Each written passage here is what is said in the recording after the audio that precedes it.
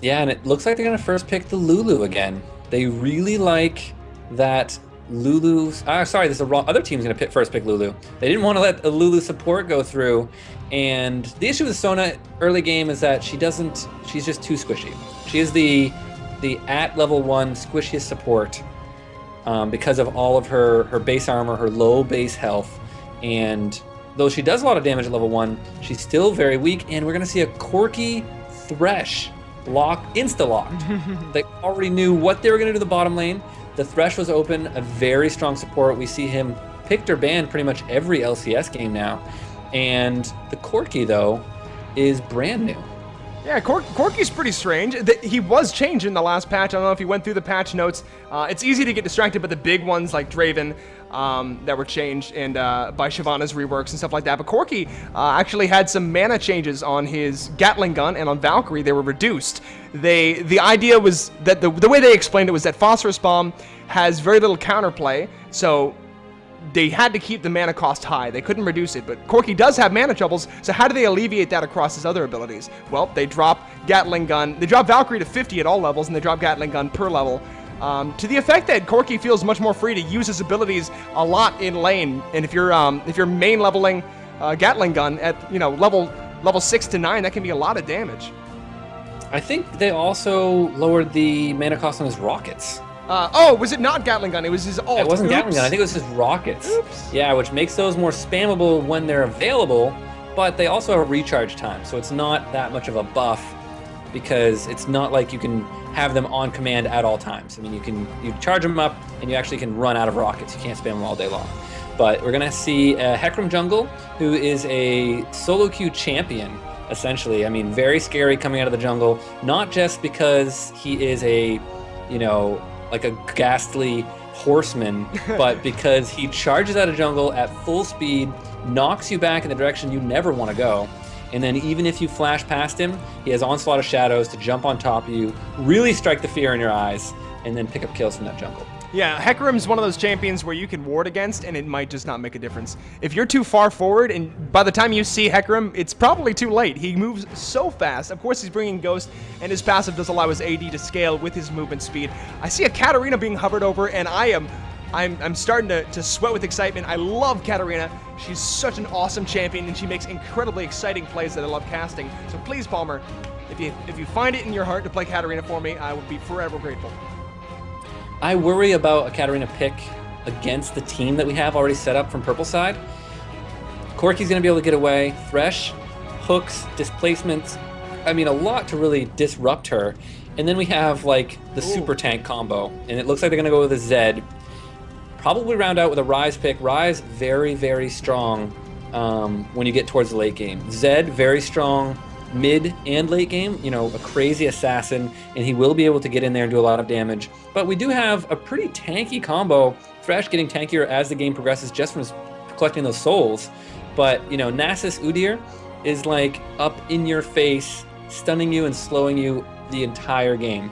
I mean, Tristana's going to have to be very careful with when she rocket jumps and when she uses Buster Shot to get people off her back. Yeah, absolutely. And seriously, I know Nice Guy Smile switched to Orianna, but Ahri would have been pretty cool. I'm not going to say it's better or worse, but Ahri Charm, Death Sentence from Thresh, and Wither from Nasus basically mean that if you get in range of somebody or those skill shots hit, like, you're going to be able to kill them. That's an incredibly strong pick comp.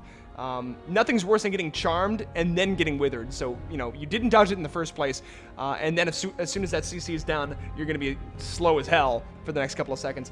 Does go back to Ahri. Okay, good. I'm actually...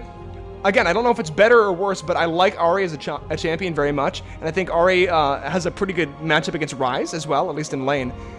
So I think that could work out very well for Attack on Titan. Some people are in chat are like, look at the summoners, guys, look at the summoners. Well, and what you need to understand is that this is live. Yep. So they're at 30 seconds of champ select while we're at 30 seconds of champ select. We can't delay it for them, so they can see the other team's summoners right now. So they're just going to throw on random summoners, usually switch them right before the end. That way they can't counter summoner, teleport for teleport top or something like that. So don't get too excited. If they lock in, we will definitely talk about a triple teleport revive team. But I don't think that's what you're going to see when the lock-ins happen. Duskbane. No. You can't, don't for a second imagine that we don't notice it. But unfortunately, the beauty of it is that we can't force them to do anything. If they don't change it, then they're there it is. There it is. Boom. The insta change, the last second. Typical summoners coming out, but no teleport. So we're going to see a teleport out of Nasus, which means that he's going to be able to come down for a 5v4 dragon fight, leaving what most likely is, I want to say it's going to be Zed in the top lane. But it's very possible that they switch it up and they run Ryze in the top lane versus the Nasus, and then have Ahri kind of tee off versus the Zed. So I'm not sure which way they'll go with that. I don't think there's a huge advantage either way, except for the fact that Zed does a little better job roaming, just because he can get over the walls with his shadow very quickly, whereas Ryze doesn't have the highest roam potential. And they might put Zed in the mid lane to counter the Ahri roam, because she does a great job roaming, and having a taunt roaming down to a bottom lane, I mean, all you have to do is land one taunt, and you're going to be able to pick up kills, because even with a flash, you have Spirit Rush and immense damage coming in behind it. Yeah, one of the benefits I will point out of having Ryze on a blue team is if you do decide to put him top lane, as more players have been seen to do in the recent future, you have access to blue buff. If you're on purple team and you're playing Ryze in the top lane, that blue buff is far away unless you plan on stealing it. So come on, Jeff is going to be able to get that blue buff if he wants it, and if Palmer decides to go mid. Again, I'm with you. I'm not really sure exactly what will be better or what they'll end up doing. However, I would love to see an invade from Attack on Titan. They have a pretty dang good level 1 team. If you land Charm, if you land Death Sentence, that can well be the death sentence of somebody. Yeah, so what's really going to be interesting here is Hecarim is the most played solo queue champ from McKnighter. So very experienced with Hecarim, over 50 games in solo queue, which means that he's probably played him quite a bit in other places as well.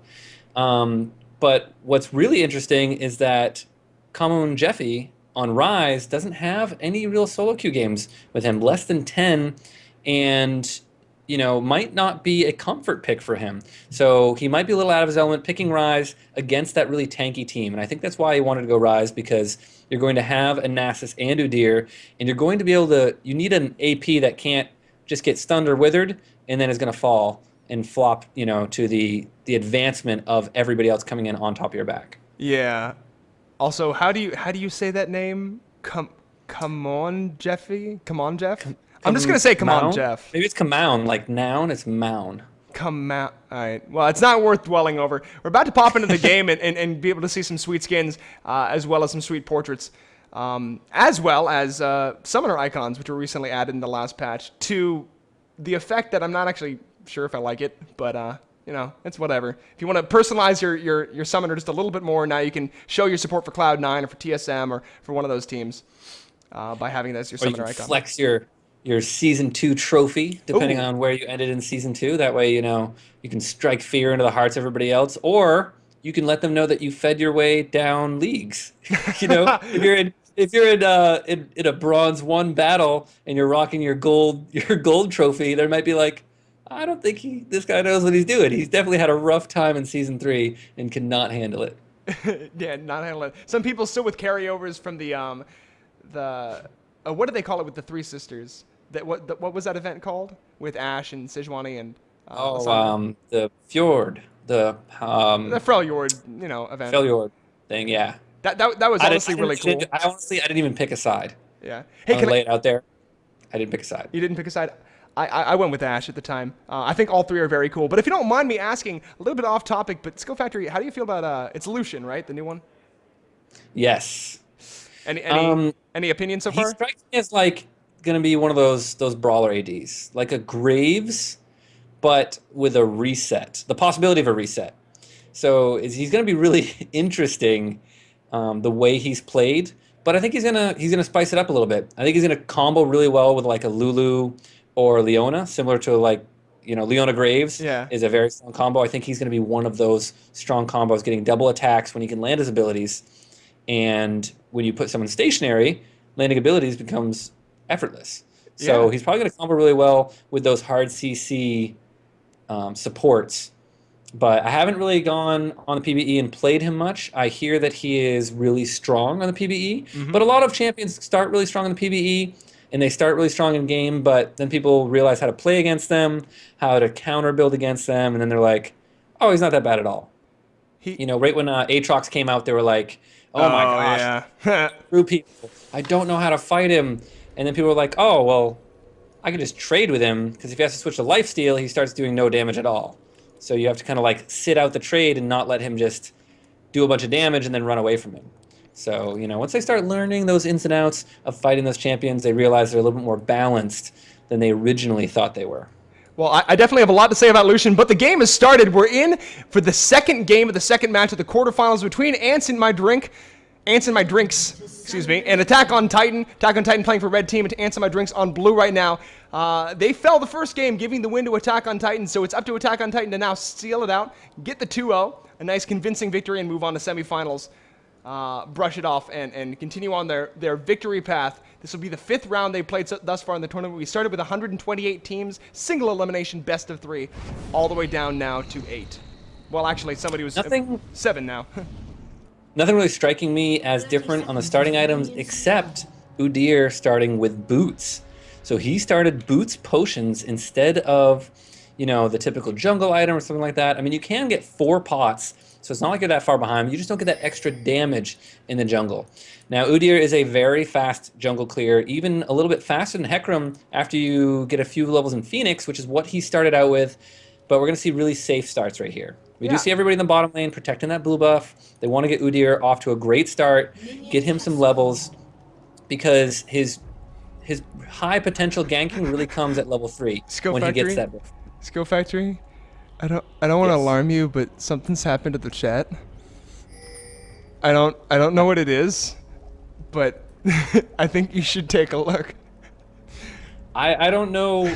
I don't know what I'm raising or why the eyeballs and nose are so messed up with that person. Dude, what the hell? Why are your lips touching your eyeballs? I'm really creeped out. Somebody told me to not look, so I'm gonna not look. I'm gonna start casting the game again because that's my job. Tanker's gonna be clearing out blue. Notice that Ahri didn't even help with that clear. They were so confident in the ability of bot lane with Udyr to be able to take that out really quickly. It is going to be Ryze mid, and it's going to be Palmer on Zed top lane. I honestly think that's, I don't know. I really don't know, but I think it's probably going to be better. Ryze, he doesn't have a particularly high damaging early game, so if you want somebody to be able to shut down Nasus, Zed's a decent choice. He is, and Zed has, you know, he can use the Living Shadow. If he gets withered, he can create distance. And that's one thing Ryze can't do, but Ryze does have Rune Prism. So it's the same kind of effect that instead of running away, you're going to knock them down. And the trades down bottom not going on blue side favor. Roxas and Verhal are now on the defensive. I mean, started out Dorn's Blade, lost big trades early on, which I think was because of a hook in that phosphorus bomb. I mean, level 1, level 2, the damage. We got a gank on top though coming in. Tanker with blue buff, still in Phoenix stance. There's the bait in. Palmer the Wither. He will flash. Does not have Living Shadow leveled yet, so that's a perfect time to gank. He's gonna be being chunked down very slow. First blood will go to Tanker. Bringing them. And meanwhile, they went for the gank mid lane, but Nice Guy Smile got a good flash off and was able to get back to tower. And Hecarim and Ryze unable to pick up that kill. They did get the flash, but up top, they got the Summoners and the First Blood. Yeah, totally. Good job from an Udyr. You really don't see the early game Udyr ganks being that effective. And look at him almost die in the jump right here. So very close. He was, yeah, testing fate. You know, you can't live that down when you die in stream to minions. Down in bottom lane, Thresh forced to flash away. He's going to get the hook on a McKnighter. They're going to put a little damage, but they're saying, we don't want to engage on this. It was Thresh going to ward towards middle, I believe, mid lane, and ran meanwhile, into Hecarim. The Ignite goes down to Nice Guy Smile. He might be able to pick up the kill. It's going to be a trade. Hecarim's coming in. Can he get the assist? Nope. He's going to... Oh, wait, no. That was his own team member. Well, Hecarim could have saved him with non-existent shields.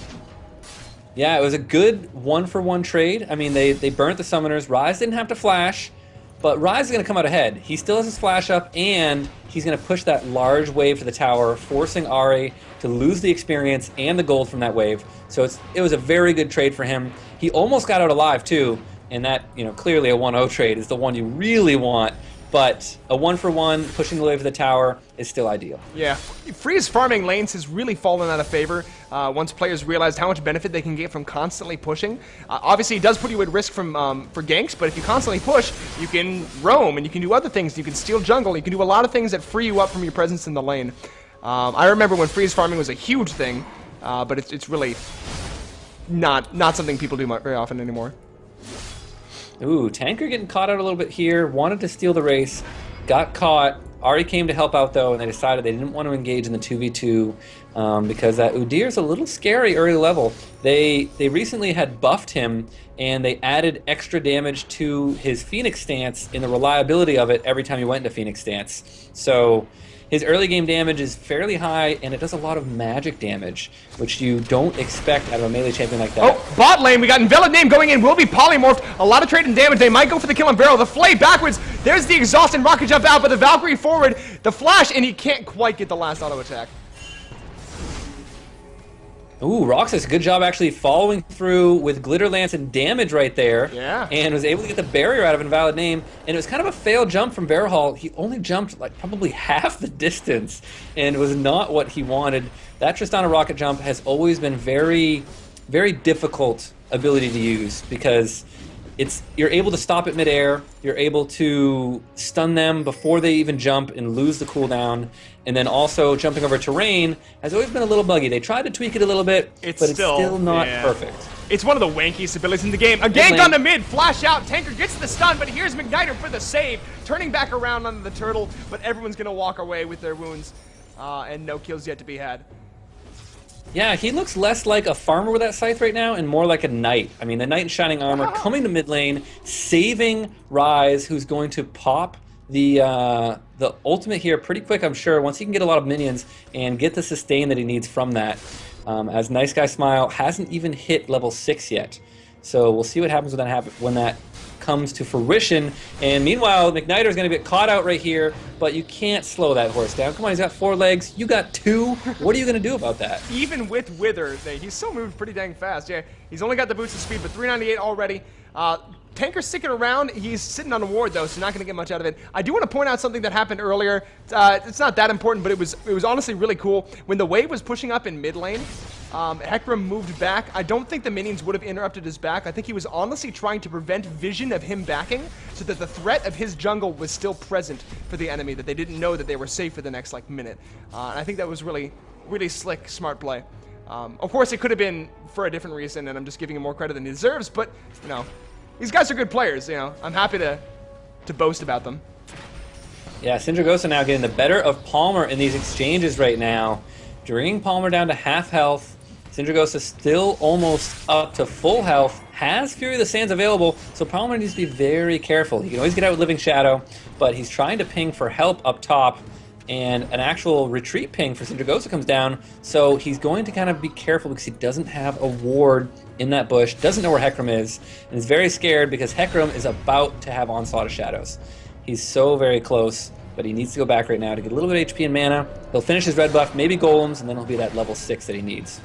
So far, the CS lead definitely showing for Corki in the bot lane. I mean, those exchanges kind of went back and forth for for both sides, but he's got 17 right now, and it seems to be increasing. However, Rise 20 up on Ahri in mid lane, and that's definitely showing.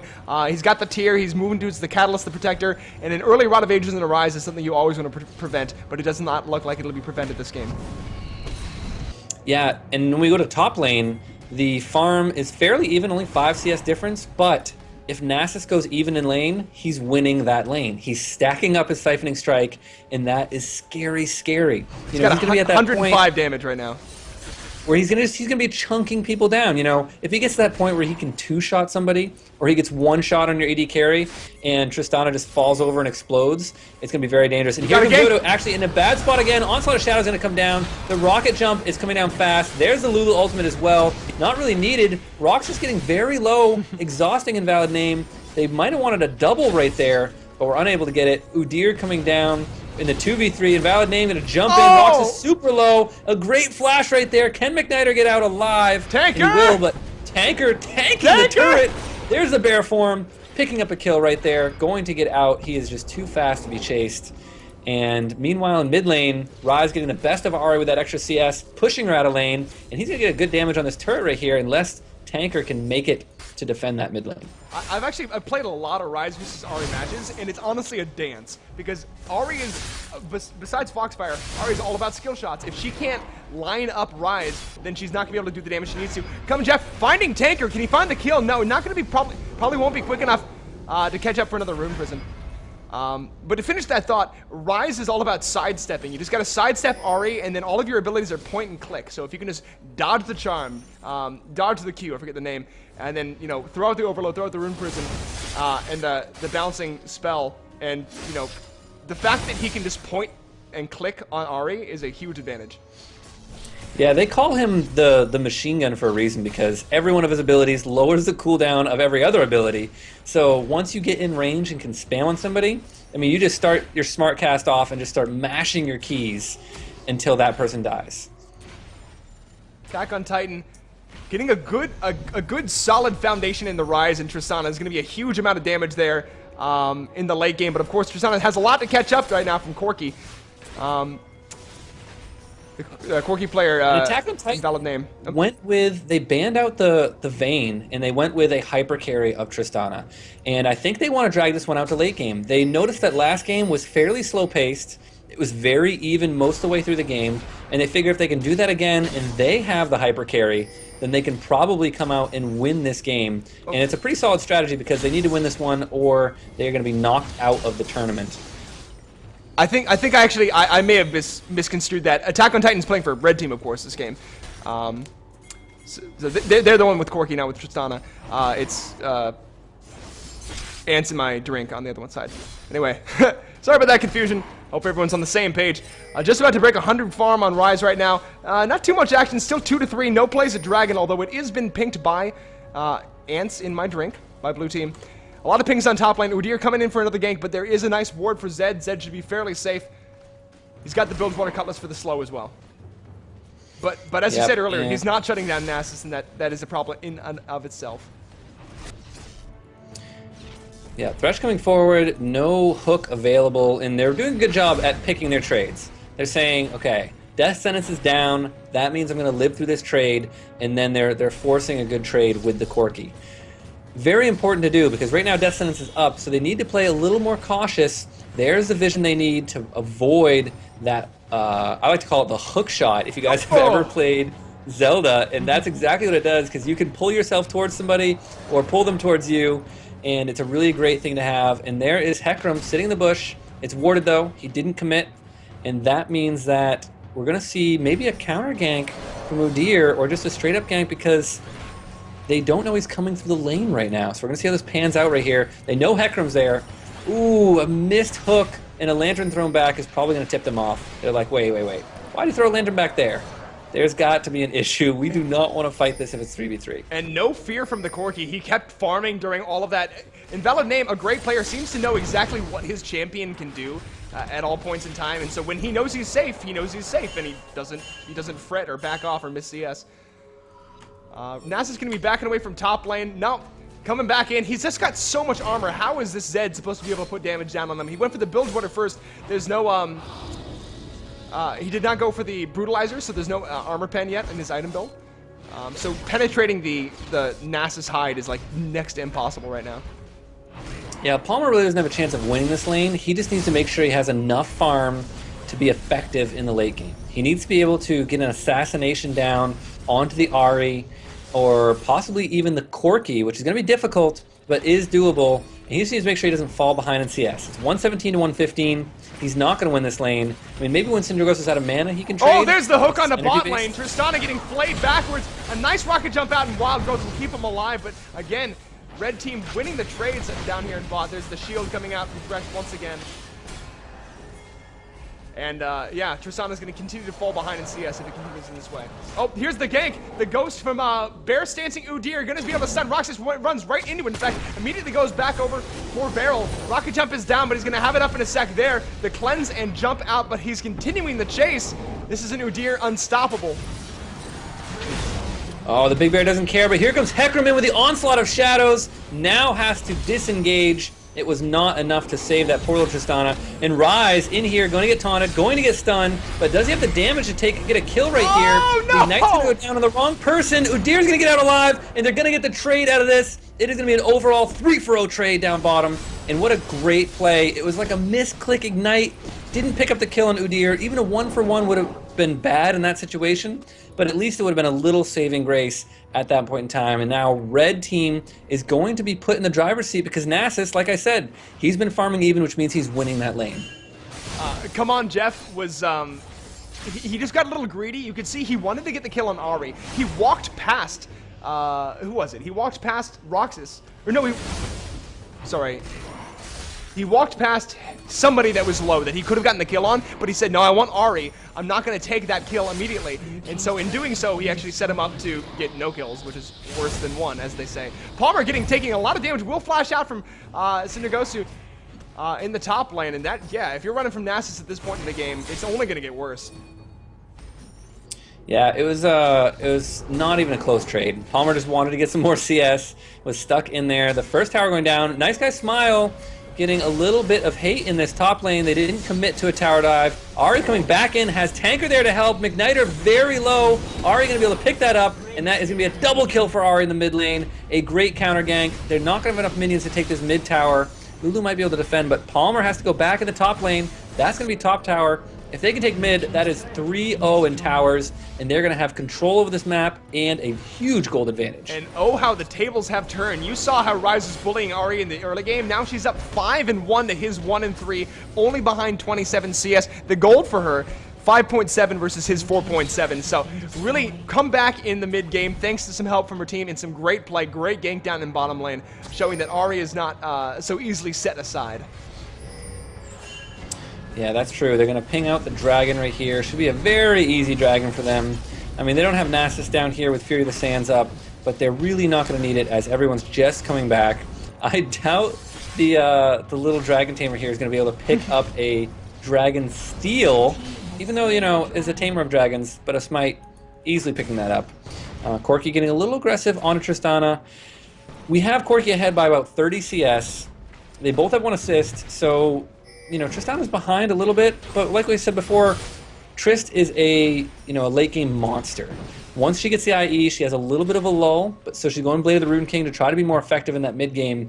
But you know, if we get to 5-item builds on the AD carries, Trist is going to out damage Corki by a very, very large amount. Yeah, that being said, Corki's doing an interesting item path. He went for the Phage first. You know, I think it's more credit to the fact that we haven't seen Corki in a while, rather than we haven't seen Phage first in a while. Even Trinity Force in general, AD carries is been vastly eclipsed by the use of Bloodthirster and Blade of the Rune King. Now the thing, gank coming out in top lane. Tanker got the red buff, slowing Palmer significantly. Palmer's flash is down for another like 2 minutes, so this is going to be a kill in the bag. Yeah, very easy kill right there. He had no vision of the jungle or even the blue buff area. So it was really, really easy for Tanker to just come in, grab a kill. Boots of mobility means that Udyr, not only with bear form, is running fast, but also anytime he's out of combat, is going to be able to make tracks with his Moby boots. Yeah, that's a fast bear. He's gonna be coming in. You know that bears can run through the woods at over 30 miles an hour? I did not. No joke. That's pretty scary. I haven't been camping in a while, but I'm not sure if I ever will again. Well, I used to live in Maine, and you had to know what a black bear can do in the woods. Oh wow. I've been in Pennsylvania, and it's not that scary. Gank going on in the bottom lane. Tristana, rocket jump is down for another 10 seconds. Her flash not available. What's she going to be able to do to get out of this? Dying. That will get her out of this. Good. Thresh taking the kill. That scumbag support, but nice guy Smile grabbing Roxas, half-healthing Lulu in the jungle right there. And as we can see, red side, I mean, they have a lot of vision. I mean, they're doing a great job at controlling that jungle. They're going to jump on a Syndergosa here, but it might be a mistake. He doesn't care! Come down. Ahri is there, smiling her way, charming people, and they're going to pop the Lulu ultimate. So ult for ult, and no kills going down right there. And one thing we see right now is Hecarim is not very tanky. Oh, did you see that? And there is an onslaught of shadows over the wall. Gonna be able to pick up that Thresh. The box went down. Syndergosa is there, chunking people down with Siphoning Strike. Can they get the kill as Zed chases nice guy Smile? Sindragosa, though, very low. Oh, he's still and it looks alive! like Trist is going to pick up the kill. No, it's going to be Rise. Can he get out alive? Yes, he can. And finally, a ray of sunshine for the blue team right here as Verahal continues this engagement. Invalid name now, out of mana. Might have to flash over wall. If there's a Glitter Lance available, it is not. So they're going to stop this chase. But that is a glimmer of hope right there for blue side. That was that was just a little bit of greed. That was NASA saying, I am dog, hear me roar, and they said, we have more people than you. Also, your ADC's hanging out in the jungle. So I think we're gonna get that kill. We're gonna take 2 more, and then we're gonna close that gold margin, grab some farm for Tristana, and hopefully pull ourselves back into this game. Yeah, it's a pretty, it's a really good trade for them. So if they play it right, they know they can make something happen. And they really just need to stall out for the late game. They need a tanky Hecarim. They need a Zed that can just one-shot somebody with his Death Mark. And they need a Tristana who has more than just a rocket in her pocket. She needs an IE in her pocket. She needs a Blade of the Root King in her pocket. And she needs a Last Whisper. Yeah, she needs those items quite a bit. It's going to be interesting to see who Zed ends up death marking. Obviously, Corki's the best choice. Ahri, a close second, but she can Spirit Dash all over the place. But besides that, Thresh, Nasus, and Udyr, please, death mark them all you want. It's not going to make a difference. Well, it does do a lot of damage, but they're not the targets that he wants to hit. There's the Sindragosa actually completely ignoring it. Here's the proxy Nasus coming in with Iceborne Gauntlet, clearing out the waves so fast. He's got stacked up 345 damage, now 348 on Siphoning Strike. It just hits like a truck, man.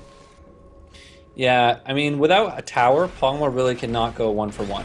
He doesn't have any armor pen, hasn't even finished the Brutalizer yet, and really just doesn't have an answer for the damage that Sindragosa brings. And what we haven't seen yet is even a teleport. Like, we haven't seen a teleport into a fight to make a 4v5 yet, so they still have that trump card if they force a big objective or dive a tower.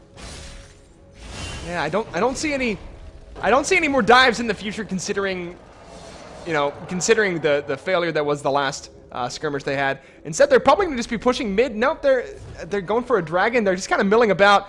Attack on Titan without seeming a clear purpose at this point, other than getting Nasus more farmed. Yeah, and that's always a scary thing. I mean, look at his Siphoning Strike. It's almost a third of Palmer's health right now. Yeah. I mean, stacking that bad boy up to so much additional damage. He's ready to test his mettle. Going for the bait right here. They're going to use everything right now. Sindragosa with Fury of the Sands coming up, wants to get the kill on Palmer.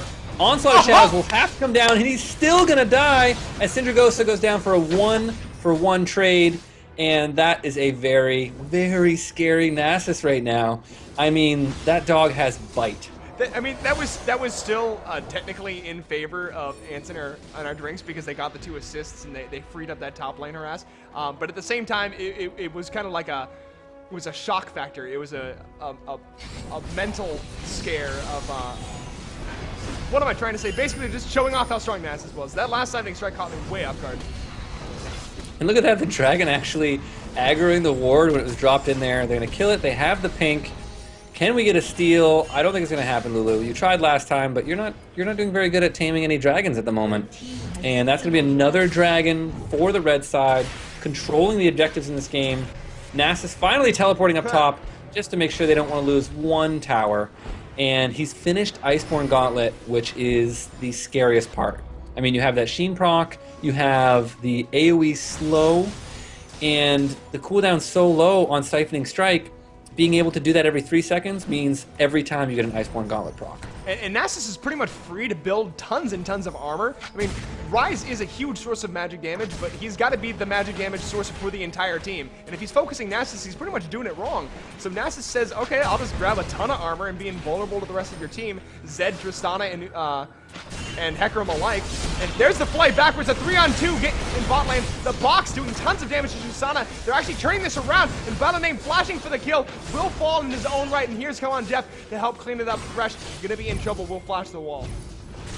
Oh, Raz coming back over the wall though with the Rune Prism, and that is going to be a dead Thresh. Raz picking up that kill. A good 2-for-1 trade. Trist was not in the right position for that trade because of the full commitment coming out of Thresh and Corki to pick up a kill right there. But getting the 2-0, getting for the 2-for-1, excuse me, and really getting a little more breathing room. I mean, they know right now that they have an advantage. Rise is stuck in the middle, though. Ari's going to jump on her, gets the taunt down, and he is dropping like a sack of potatoes. She's just way too charming for him. I mean, he just flopped over, and now they're going to go for this mid tower. It's that and smile. I don't think Zed and Hecarim are going to be able to do anything about it. And Smile is just It's that, far too that charming. nice guy smile. This guy won't hurt me. You were wrong. All right, pushing on the mid tower. They don't have their AD carry. In fact, he's off hanging with Thresh in bot lane. So they're going to back off as 3. Don't want to get caught under the turret again. No more mistakes for Attack on Titan. They want to clean this out. I was going to say quickly, but they have a Nasus, so they might take their time with it. Ants and My Drink are just slowly falling behind. I mean, they're bleeding out the gold difference ever so slowly. I mean, they're getting a couple good exchanges, but they're not able to farm. Their jungle's being controlled. They're losing every dragon, and Nasus is becoming a late game beast. Now they have Rise and Trist, who are both, way outscale the Ahri Corki late game, but the Nasus is really going to counteract that. I mean, how are you going to stop a Nasus that can just 1v1 your AD carry? Yeah, I mean, with Wither, Rocket Jump has a good range, but it's not going to save you completely, especially when you have Udyr on your team with mobility boots, Nasus withering you, Ahri jumping all over the place, Thresh with his death sentence. There's so many ways to make sure people do not escape. Ahri using the charm on the blue buff there, which actually makes it start resetting its health. I always find that kind of annoying. Nasus with the most farm in the game right now. How scary is that? Now he's finished the Spirit Visage, a little more CDR, and I was looking at the stacks on his Siphoning Strike, and he has a bonus 453 physical damage stacked up on that bad boy. Like, honestly, it's a perfect time for Attack on Titan to push on the mid. Like, there's no reason for them not to. And Nasus like halfway down the river, and then he said, I'm just gonna go farm top a little bit more. So he's off, not grouping with his team. This is the point where most people in solo queue would be like, dude, it's time to group. And he's like, I'm a dog. I don't do that. See, now they've lost vision in Nasus, so watch them fall back almost instantly because they're like, if he comes up behind us, we are in a lot of trouble. He can quarter health that tower. Yeah. That's crazy. Just a couple hits with that Sheen proc is going to be all that he needs. And now they're choosing the other foot. They really need to just force an engagement right there. They needed to go with a 4v5. They had to push the advantage of having Nasus, no TP, and not being in that fight. But here they go. They're going to easily take this tower. And Hecarim and Rise just going to run away. And look at, they're running past the tower. They haven't even hit it yet. They just want to fight so badly right now because they know they're so far ahead. 7,000 gold is nothing to scoff at. Yeah, especially when you're only 27 minutes into the game. This is around the time when we first see people start to make plays at Baron, especially when there is a significant advantage in the game. And there is one, but Attack on Titan doesn't have an inhibitor down. That's kind of the rule of thumb. Without an inhibitor down, focus on the towers rather than the Baron. Because, I mean, you've seen it before. Was it SK Gaming that threw a game last weekend in the EU LCS because they went for Baron too early and got aced by 3 members of their team? There's a reason. Has been the Baron throw champions of them all this season. They were excited not to win a game this week, but there's a good taunt onto Rise. They're going to get in here. Multiple ultimates coming down. Everybody being CC'd. Corki in a very bad position. They're going to go right for him. Palmer assassinating him out of there, flashing out. Living Shadow. He's going to live through this one. Verahall very low. It's going to be a 1-for-1 trade right now. And look at the damage coming out from the two of them. A 2-for-2 trade, but Roxas is going to go down. Nasus is on fire with that Furious Hands. And they're going to get a 3-for-2 trade, and they're going to grab the tower and the inhibitor because look at the Nasus chunks. They don't need an AD carry to take down towers. It was a very well-played fight, on the back side of that, getting taunted by Rise, but it's not going to be enough. There's the Ignite. They're still fighting right here, and half health is Verahall. Can they get a kill right here? Thresh is going to grab a hook, not what they want. Cinder Ghost is going to go down. There's a jump reset. Ooh, but no commitment. I thought we would have seen, a very brazen rocket jump onto Thresh and try to get a kill because he was very close to dying. At least a second date. At least a second date. You have a rocket in your hand and a rocket on your back. Like, why aren't you jumping more? Go for it. It's getting to that time of the night. I don't even know what time it is anymore, but on the East Coast, it's pretty late. So Ants to the Drink says, Nasus down, Baron go. So here's the potential for the throw right here. Thresh is very low, but the rest of the Attack on Titan team is coming. Ari's going to be a little late to the party, but Udyr is definitely a force to be reckoned with. And of course, Corki is here, dishing out the damage. There come the missiles. It's only about halfway down. There's the death sentence coming in. Assault, Shadow Assault. And Valiname going to drop once again. Looking pretty good for Ants in their drinks. The flash forward, but then the retreat back. Baron, meanwhile, dishing out damage, has not regened yet. The teleport in by Nasus. Oh no!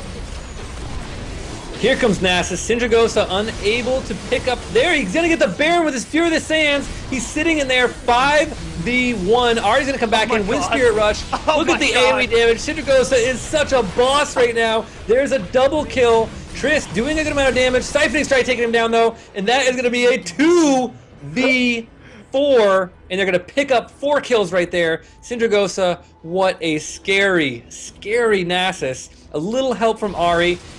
He got the Baron with his Fury of the Sands. His AoE, his Spirit Fire and Fury of the Sands picked up the Baron, and that should not have happened because Hecarim was sitting right there, but his smite was down.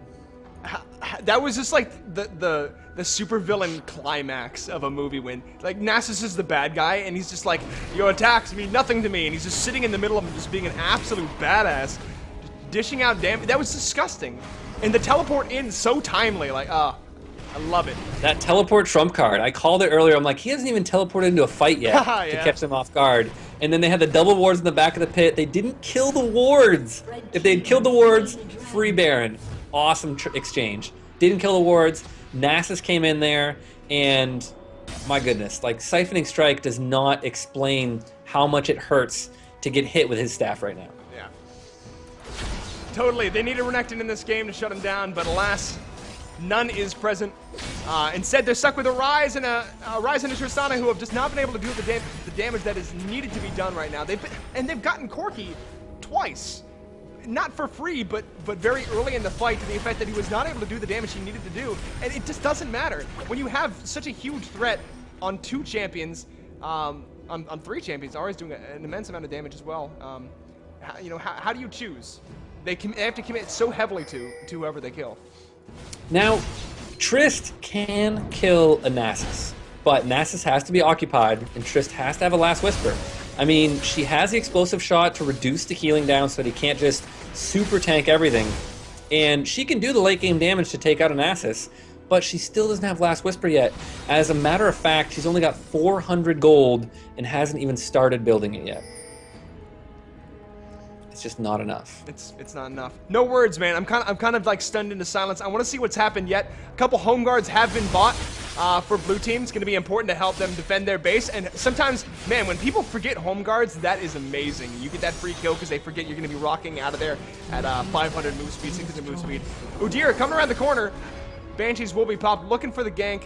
Not going to happen. They're just going to push pro bono on the bot inhibitor turret and Attack on Titan. I mean, there's a saving grace that there's only Baron on 2 people, but unfortunately it's on the 2 highest damage people right now, which happens to be Nasus and Ari.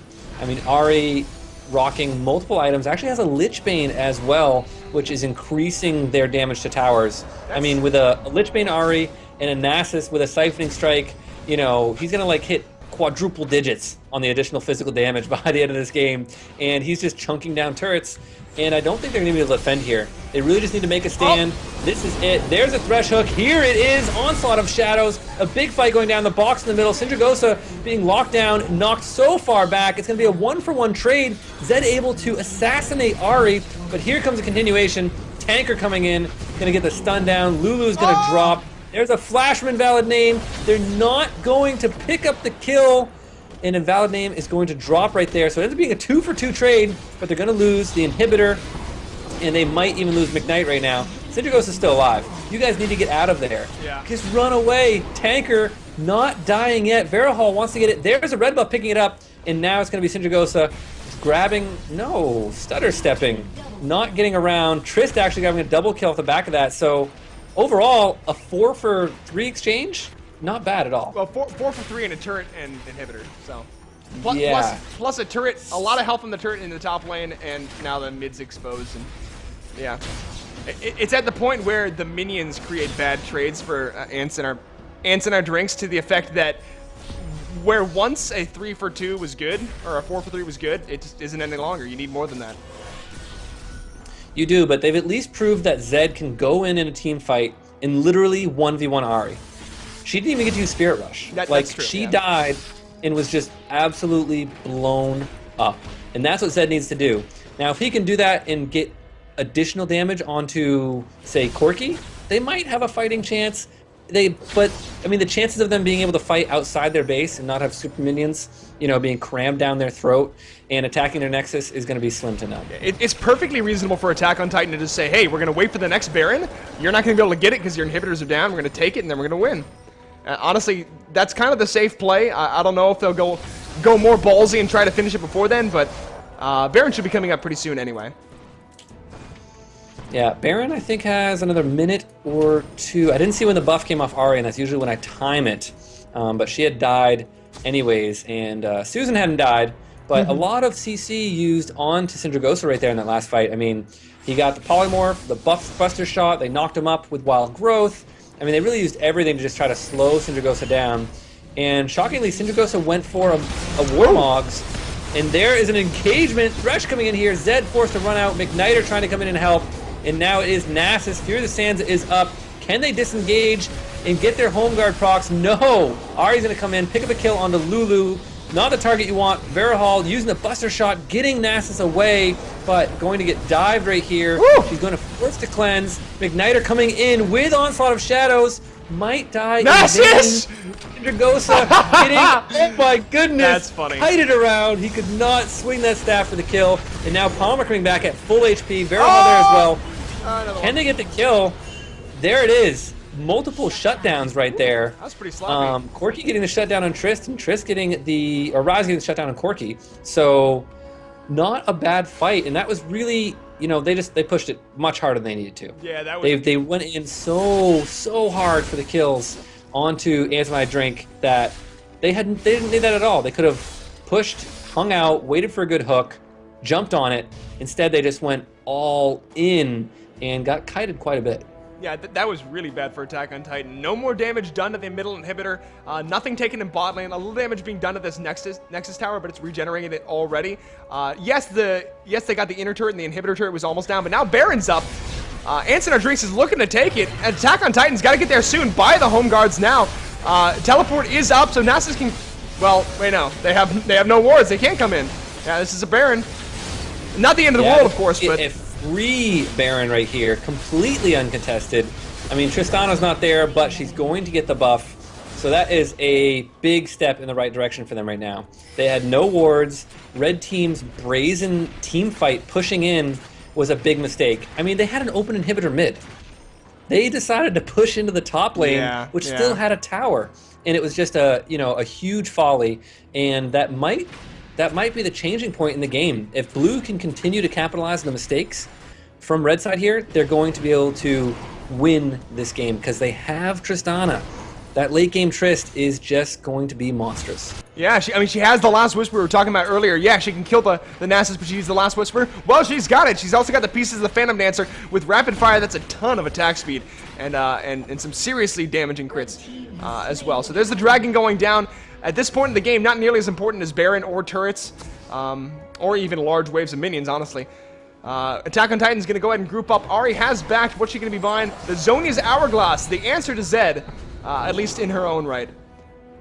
Yeah, definitely something she needed. Extra armor, the invulnerability for that death mark, really important right now.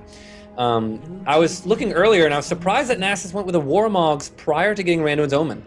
Because if he had Randuin's Omen earlier, the Activate would have secured that kill onto Trist in the dive and would have changed that around. But instead, Trist was able to kite, able to put a lot of damage down, and now Nasus knows that if he misses his attack, if he withers and starts getting auto-attacked and kited, he might be in trouble versus his Tristana. Now, in a 1v1, a pure 1v1, Nasus is easily going to take it. But when it comes to a big team fight and getting the wild growth onto Trist and things like that, they might have a good fighting chance right here in the 1v1s. Now, they've wisened up. They're going for the mid inhibitor, but they are against a Baron now. And here's Hecarim coming in with Home Guard. A nice split on the team. Very, very nicely placed. However, can they deal with Nasus and Corki? In the back, Wild Growth knocking him up. Zed does get the death mark off, will then fall. The Zoni's Hourglass coming off from Ari. Meanwhile, way in the middle of the base, Nasus chunking down. Rise going to be chased off by Thresh. turning back onto the inhibitor. It's a 2 for 0 in Attack on Titan's favor. Looking very good. Trist will fall. No. No. Yes. The catch on Averahal, that is game over. Trist going down very quickly right there, and this might be game. So far, it is very sad looking for Ants in my drink. They just took too much damage right there. If they had kept Trist alive, they could have defended this because they're all so low. But instead, Trist got caught. And here comes Hecarim at 900 move speed, but is going to get dropped very quickly. Corki picking up that kill. And this is going to be GG, a well-earned win right here. They played it a lot smarter that time. Went for the open and hit. Attack on Titan showing their stuff. I mean, that was, yeah. I said it last game. I'll say it again. Convincing play, closing out the game with style. A couple of throws in there, but you know, everyone gets anxious sometimes.